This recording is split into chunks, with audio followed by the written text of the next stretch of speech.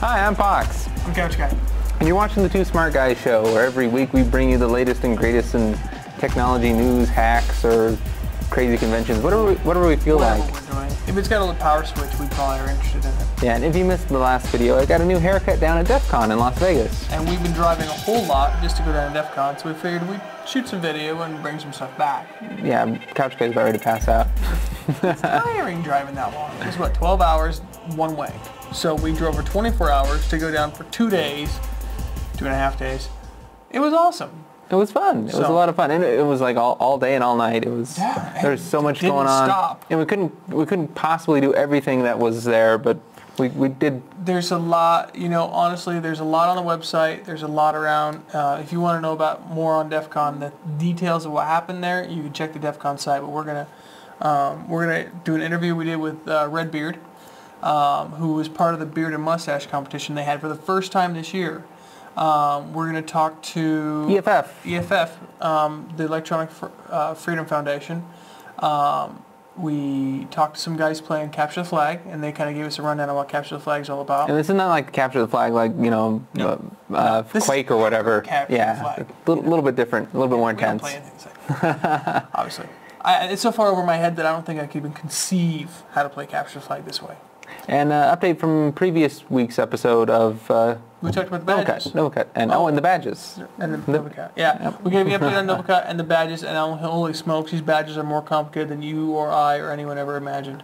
So yeah, one of the crazy things over at DEF CON is the fact that it's there are no like really rules, so they like allow you to do social engineering and bribing of the judges, and basically cheating's okay as long as you don't get caught. Yeah, don't get caught. Well, cheating's okay as long as you do it with style. Yeah, and don't be a douche is the one rule, right? Yeah. So you got to be nice about it. But you got to look out for things like if you join their Wi-Fi that's not encrypted, people could potentially log in and erase your whole machine. You know, we did take some video of the wall of sheep, so we should. You know, we'll talk about the wall of sheep. It shows you your passwords. Yeah. So before you go to an event like this, you want to make sure you back up. All right. So let's see about some beard growing.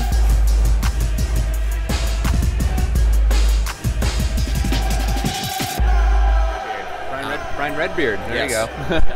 And he was running the beard competition. What was the official name of the event? It was the DEF CON Beard and Mustache Competition. It's the first time it's ever happened.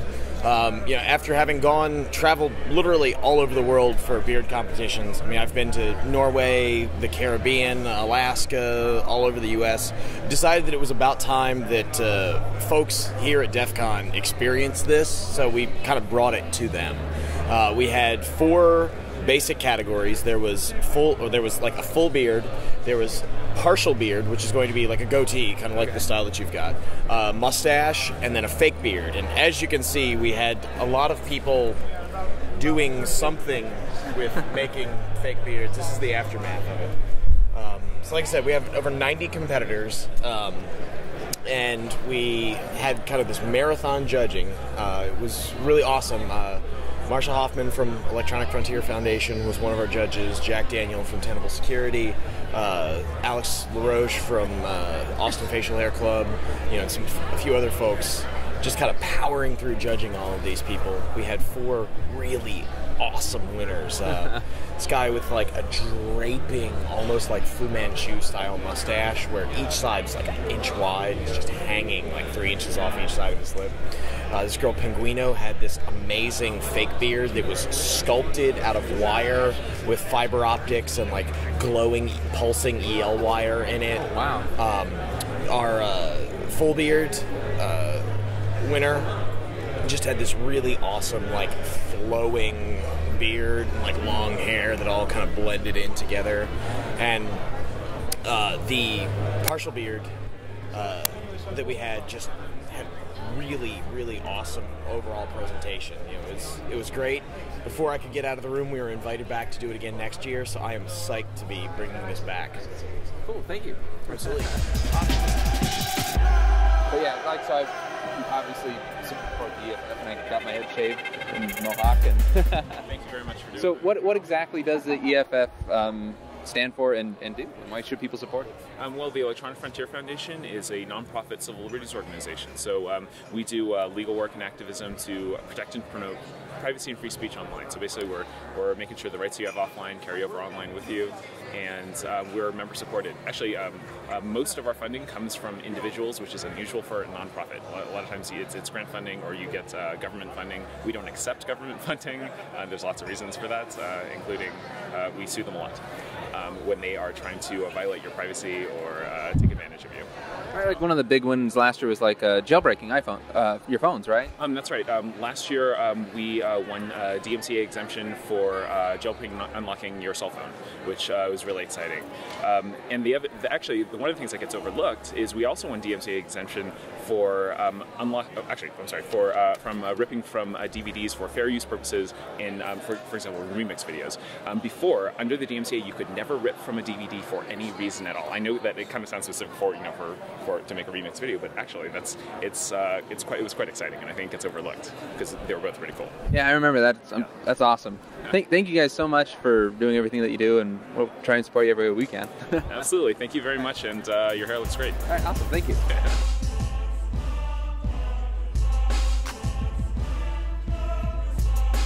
So EFF is a fantastic group that's really defending your rights and your privacy, and Pox here decided to get a Mohawk to support him, and I can't do that, but he's awesome that way. I'm making it happen.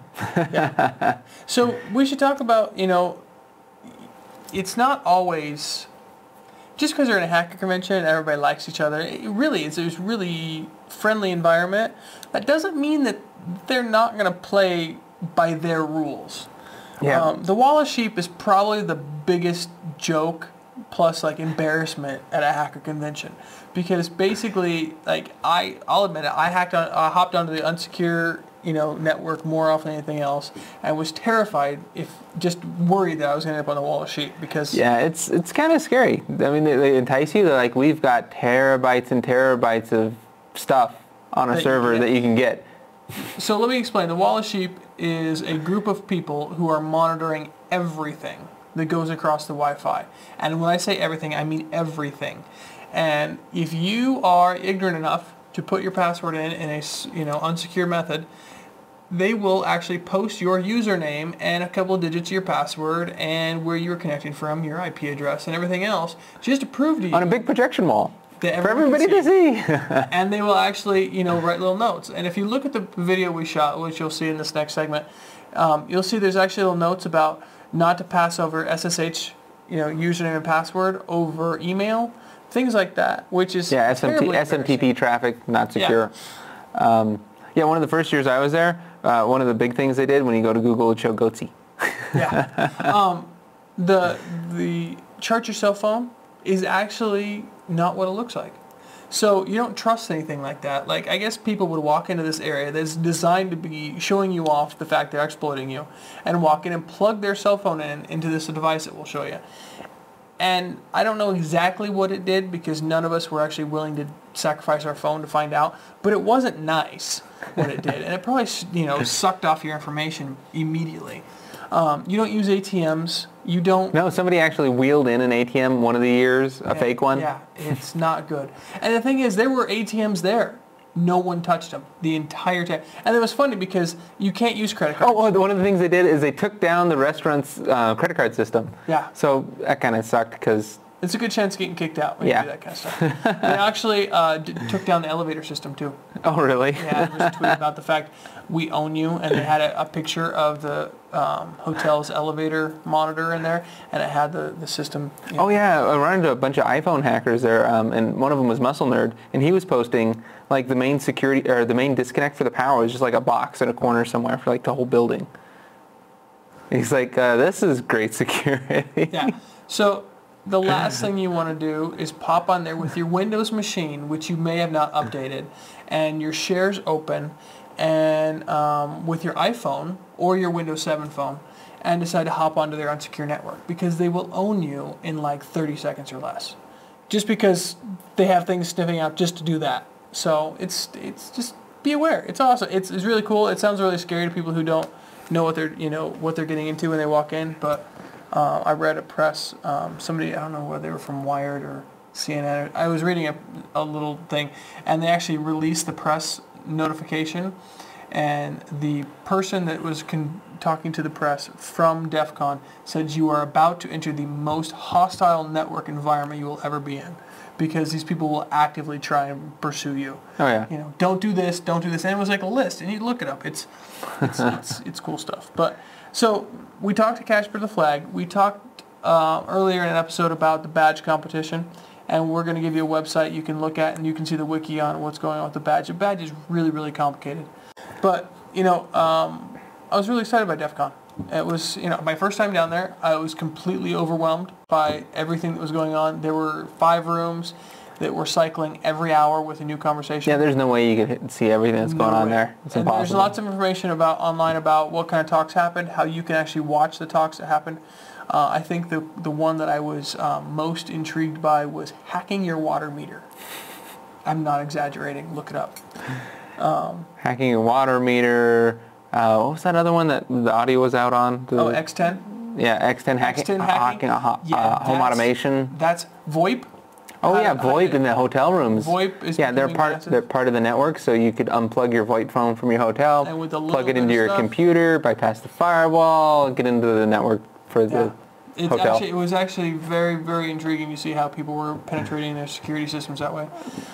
Listen to other people's conversations. And, you know, people think that this is like a glorified free-for-all for like people who just want to create havoc and discontent. And in some ways, havoc and discontent are part of this. But in reality, I would say that 90% of the conversations that I heard about these were advisory threat warning, saying this is a threat, this is a security breach to something, and of course the press blows it out of proportion, saying we're trying to find ways to open up the prisoner doors. In reality, we're saying this is a threat to someone who wants malicious activity, and every single one of those talks that I went to, they said they have identified this threat and notified the people of what the threat was, and they didn't give you enough information to actually do the thing they're talking about.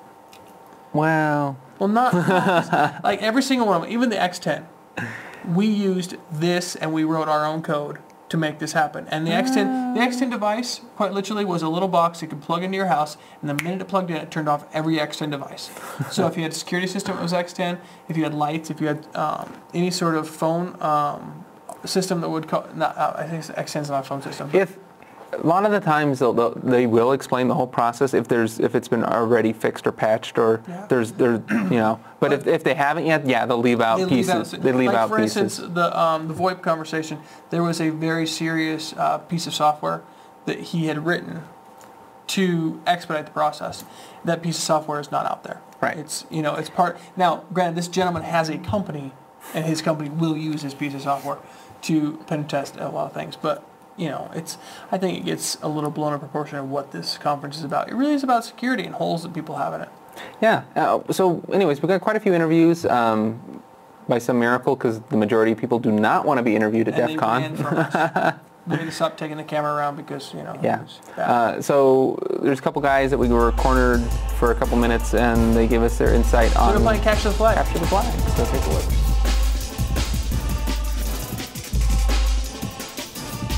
Cool. You guys gotten some points? A few. I guess a couple of the teams broke out of the jail with an O-Day and, well, wreaked some havoc. So for like people that don't know what the Capture the Flag is, could you explain like a quick summary of like what that is? Yeah, absolutely. This year there's 12 teams, and there's an offensive and defensive approaches, and it's a lot of reverse engineering. So we got about 12 binaries, and we had to reverse them all in the span of 3 days, and write out some custom shellcode for that, and launch it and see what happens. Sweet. So what's your most memorable event that's happened so far? Definitely representing the 303, so the 303 party. Pretty much just went there, and Buddy Cracker showing up? Yeah. That was good times. Buddy Cracker showing up was good times. Well, thank you guys. Yeah, definitely. Yeah, so I think that Capture the Flag is kind of over my head. Honestly, I could probably spend the next 5 years But in it's books. amazing if you go into that room. We couldn't shoot a whole lot of footage inside the room. I had to ask permission to shoot anybody I did, and most people were in groups, and they said no. Yeah, and there's Absolutely supposed to be no group photography. Yeah, so like you can't just walk around snapping pictures. Like the guys that you see video really, really shortly, I walked up and asked politely permission, and they were like, yeah, for a minute or two. And that's Yeah, really there was a couple things that we tried to get video of, and they said no.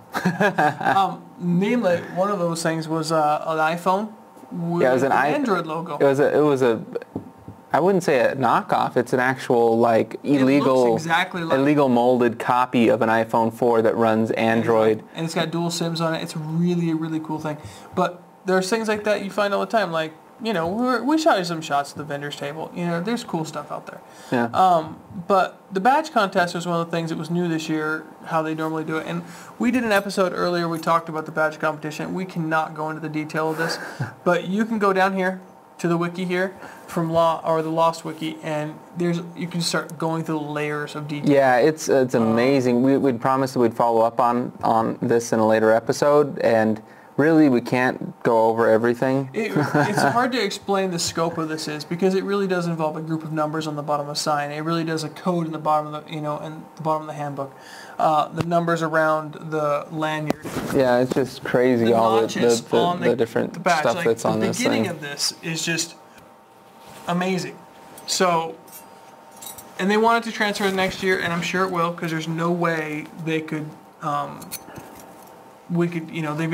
they probably have more information they haven't released as hints to deeper depths to other things. So it's, complicated. You can follow it on the wiki.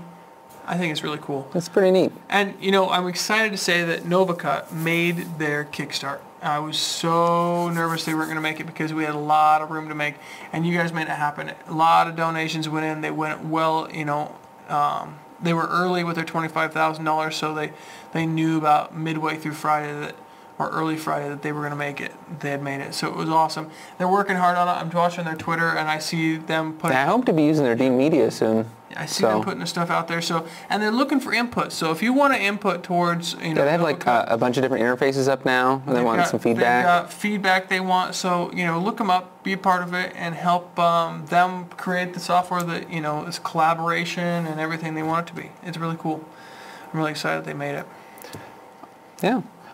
So we're doing this show live every night, or not every night. Thank goodness. We're on Wednesday night. Live Wednesday night at 10:30. Although we need to talk about that. Yeah, we might change things up. We're also we're looking for our next major project. We've got a couple things in mind. We're going to play with some stuff, but we're looking for suggestions from you. We really like to know what you guys want, and a lot of the stuff we work on or been a part of have been started from suggestions from you or from things that we have had comments on in our below in wherever you're at. Wherever you see us, we monitor the comments at, no matter where you're at. Yeah, and I was going to say about the live show, if you go to our twosmartguys.com/live. Yeah, you can also click on that to go to the Justin TV archives, and you can watch like our drive down. We broadcasted several hours. Watch that.